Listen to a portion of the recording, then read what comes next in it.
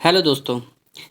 The Indian express newspaper के 11 अगस्त 2023 का editorial page का जो आर्टिकल है, इसका टाइटल है the E seas guard rails और इसको लिखा है एस वाई कुरैशी जी ने। ये आर्टिकल चीफ इलेक्शन कमिश्नर की अपॉइंटमेंट के बारे में लिखा गया है। हम में से कितने लोगों को लगता है कि भारत में इलेक्शंस फ्री और फेयर तरीके से होते हैं, या फिर कितने लोगों को इलेक्शन इंस्टीट्यूशंस के ऊपर भरोसा नहीं है? अगर आपको भी इलेक्शन इंस्टीट्यूशंस के ऊपर भरोसा नहीं है तो आप अकेले नहीं हो। गैलप वर्ल्ड पोल के हिसाब से सिर्फ 50% वोटर्स को इलेक्शन इंस्टीट्यूशंस पे भरोसा है। बाकी 50% लोग सोचते हैं कि इसमें भी करप्शन होती है। वैसे तो बहुत सारे केसेस आते हैं इलेक्शंस में करप्शन के, लेकिन इतने बड़े लेवल पर इलेक्शंस सही तरीके से कंडक्ट करवाना भी बहुत मुश्किल काम है, और इस मुश्किल काम को करवाने की सारी जिम्मेदारी चीफ इलेक्शन कमिश्नर की होती है।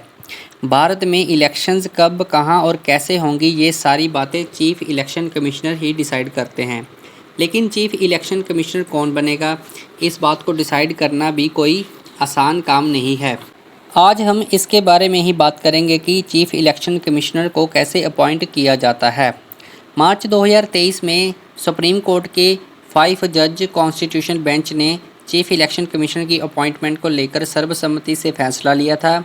इस फैसले के तहत जब तक पार्लियामेंट चीफ इलेक्शन कमिश्नर की अपॉइंटमेंट के बारे में कोई नया लॉ नहीं बनाती, तब तक एक पैनल के द्वारा चीफ इलेक्शन कमिश्नर को अपॉइंट किया जाएगा। इस पैनल में prime minister, leader of opposition और चीफ जस्टिस ऑफ इंडिया शामिल होंगे।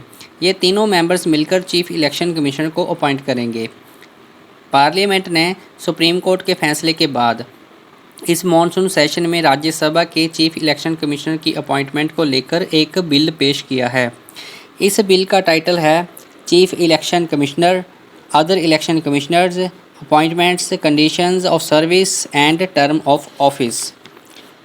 सबसे पहले इस बिल के मेन फीचर्स की बात कर लेते हैं। सबसे पहला फीचर है, इस बिल में चीफ जस्टिस ऑफ इंडिया को पैनल से बाहर निकाल के उसकी जगह कैबिनेट मिनिस्टर को रखा गया है, जिसको प्राइम मिनिस्टर नॉमिनेट करेंगे। दूसरे नंबर पे एक सर्च कमेटी बनाई जाएगी जिसकी कैबिनेट सेक्रेटरी लीड करेंगे, और 2 मेंबर्स और होंगे उस कमेटी में जो कि सेक्रेटरी लेवल के होंगे या फिर उसके ऊपर के रैंक के होंगे। इस सर्च कमेटी का काम होगा कि ये 5 कैंडिडेट्स के नाम हैं वो कंसिडरेशन के लिए भेजेगी, जिनमें से कोई एक चीफ इलेक्शन कमिश्नर बनेगा। तीसरे नंबर पे इस बिल में chief election commissioner and other election commissioners की जो पोस्ट है उसके लिए क्वालिफिकेशंस प्रेस्क्राइब कर दी है।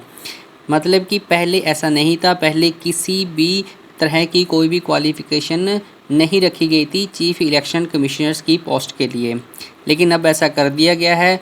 और इससे प्रेस्क्राइब्ड क्वालिफिकेशंस में क्या आता है, उसमें आता है कि जो पर्सन सेक्रेटरी रैंक के इक्विवेलेंट हो और स्पेशल नॉलेज रखता हो इलेक्शंस मैनेज और कंडक्ट करने के, वही चीफ इलेक्शन कमीशन की पोस्ट के लिए एलिजिबल हो सकता है। चौथे नंबर पे चीफ इलेक्शन कमीशन के साथ जो 2 इलेक्शन कमिश्नर्स होंगे, अब उनको रिमूव करने का प्रोसेस भी चीफ इलेक्शन कमिश्नर्स के हटाने के प्रोसेस जैसा ही कर दिया है। जैसे कि चीफ इलेक्शन कमिश्नर और सुप्रीम कोर्ट के जज को इम्पीच किया जाता था, अब जो बाकी के 2 इलेक्शन कमिश्नर्स होंगे उनको भी वैसे ही इम्पीच किया जाएगा। ये डिमांड 20 सालों से पेंडिंग पड़ी थी, अभी जाके इस बिल में इसको पेश किया गया है। जो पहले के सिलेक्शन प्रोसेस है उसमें चीफ इलेक्शन कमिश्नर को प्रेसिडेंट अपॉइंट करते थे और प्राइम मिनिस्टर और कैबिनेट मिनिस्टर्स एडवाइस देते थे। इसका सबसे बड़ा नुकसान यही था कि अगर चीफ इलेक्शन कमिश्नर अपना काम पूरी ईमानदारी से करता था, तब भी उसको एक स्पेशल पॉलिटिकल पार्टी से जोड़ कर देखा जाता था। प्राइम मिनिस्टर सुजेस्ट करते थे तो इसका मतलब कि उसके ऊपर पार्टिजनशिप का आरोप भी लगना वाजिब था, और बहुत सारे और भी एलिगेशंस लगते थे, जैसे कि इलेक्शंस को कब कंडक्ट करवाना है उसमें पक्षपात करना, अपनी मनमर्जी से रजिस्टर्ड वोटर्स के नाम हटा देना, या फिर मॉडल ऑफ कोड कंडक्ट में भी पक्षपात करना अपनी एक मेन जो लीडर्स पॉलिटिकल पार्टी है उसको लेकर। इन सब आरोपों से इलेक्शन कमीशन ऑफ इंडिया की ऑटोनॉमी और डेमोक्रेसी की वैल्यू कम होती जा रही थी, और इस नए बिल से इसी खामियों को ख़त्म करने के बारे में सोचा जा रहा है। चाहे तो सुप्रीम कोर्ट के कोलिजियम सिस्टम को देख लो या फिर राज्यसभा के नए बिल को कंसिडर कर लो, ये दोनों ही परफेक्ट मॉडल नहीं हैं।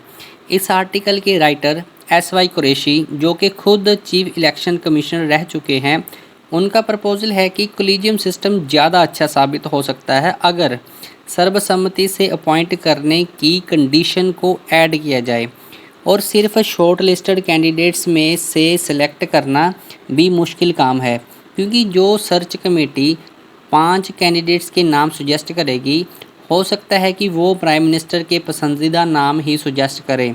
जो पार्टीजनशिप की प्रॉब्लम अभी चल रही है, हो सकता है वो बाद में भी कंटिन्यू रहे। इलेक्शन कमीशन ऑफ इंडिया जब से देश आज़ाद हुआ है तब से ही एक शाइनिंग सिंबल बना हुआ है पूरी दुनिया में।